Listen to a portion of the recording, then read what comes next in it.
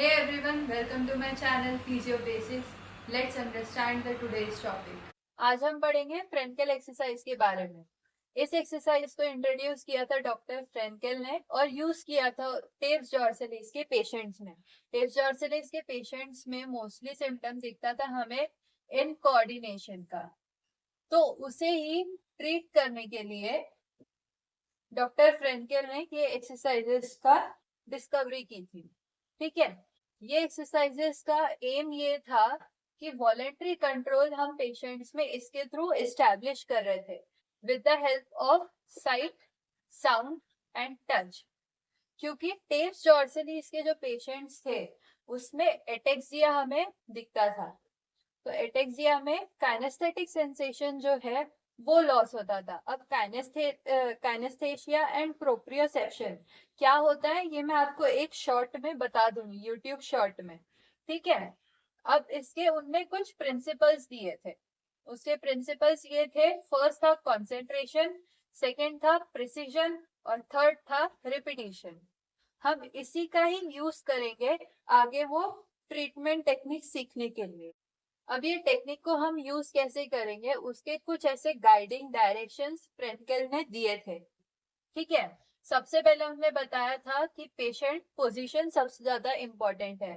ऐसी पेशेंट की पोजीशन रहनी चाहिए कि वो अपने एक्सट्रीमिटी को देख सके। ठीक है, मतलब अगर वो सुपाइन पोजीशन में भी है, सीधा लेटा हुआ भी है, तो उसका हेड रिलेटिवली पिलो पे होना चाहिए ताकि वो अपने पैरों को देख सके और पैरों की एक्सरसाइज देख करके कर सके।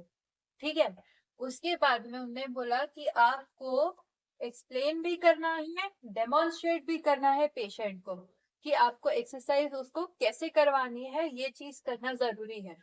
उसके बाद पेशेंट जब ये चीज समझ जाए तो आपको एनकरेज करना है कि पेशेंट कितना अच्छे से अटेंशन दे सकता है, उसको उतना अच्छे से अटेंशन देने के लिए एनकरेज करना है। ठीक है, फिर उसके बाद उन्होंने पीटी के लिए एक गाइडलाइन बोली कि स्पीड जो है, जो भी हम मूवमेंट करा रहे हैं जैसे कि हिप एबडक्शन एडक्शन करवा रहे हैं, तो जो स्पीड है वो पीटी को मतलब फिजियोथेरेपिस्ट को गाइड करनी पड़ेगी पेशेंट को ड्यूरिंग ट्रीटमेंट। ठीक है, उसके बाद में उन्हें बताया कि आपको मार्किंग्स का यूज करना है, ताकि सीधी सी बात है अगर हम मार्किंग्स यूज करते हैं तो उससे क्या होता है, विजुअल इंप्रेशन हमें मिलता है। बस वही तो फ्रेंकेल एक्सरसाइज का एक बेसिस था, है ना। तो हमें विजुअल मार्किंग्स का यूज करना है ताकि पेशेंट वो देखे और उस रेंज पे वो मूवमेंट करे। ठीक है, उसके बाद हमें रिपीटिशन का यूज करना है।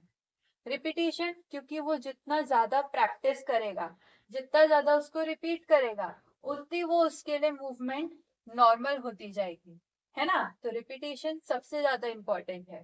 ठीक है, और पेशेंट को रेस्ट भी अलाउ करना है, ताकि वो रेस्ट करेगा तो उसके बाद वो बराबर से मूवमेंट्स और करने के लिए एनकरेज रहेगा। ये गाइडलाइंस में हमारे 3 प्रिंसिपल्स जो थे फ्रेंकेल्स के वो भी आ गए।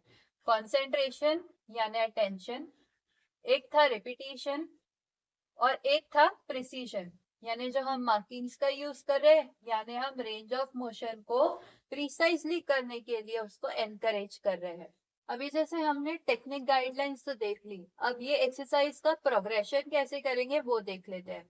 जैसे कि उन्हें बोला है कि हमें अल्टर करनी है स्पीड को, रेंज ऑफ मोशन अल्टर करना है और कॉम्प्लेक्सिटी इंक्रीज करनी है।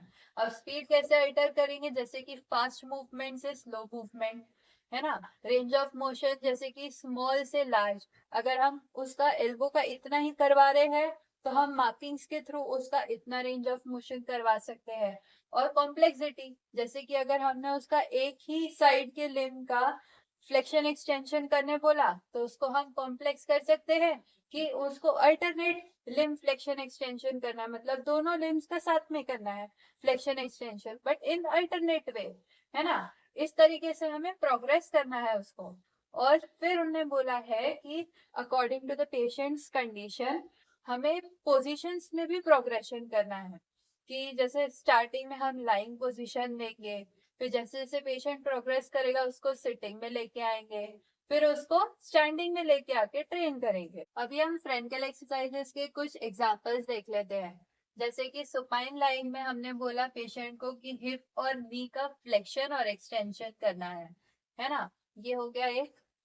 और यहाँ पे हमने मार्किंग कर दी थी कि यहाँ तक उसको नी फ्लेक्स करके लेके आना है, और फिर यहाँ मार्किंग कर दी कि यहाँ तक उसको पूरा नी और वो हिप का पूरा एक्सटेंशन करना है ना।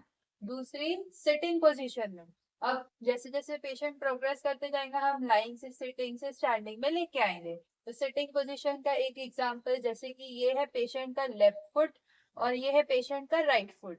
तो हम उसको गाइड करेंगे, हम उसको बोलेंगे कि लेफ्ट फुट से 1 नंबर पे लेके जाओ अपना पैर, फिर बोलेंगे कि राइट फुट से 1 नंबर पे अपना लेके जाओ पैर, फिर बोलेंगे लेफ्ट फुट से 2nd नंबर पे पैर लेके जाओ, राइट फुट से 2nd पे, वैसे ही 3rd पे, है ना। हम जो जो गाइड करेंगे वो नंबर पे पेशेंट अपना पैर रखेगा, इससे उसका कंसंट्रेशन भी चैलेंज होगा, है ना, उसका प्रिसीजन भी चैलेंज होगा, क्योंकि वो पर्टिकुलर नंबर पे ही अपना पैर रखेगा।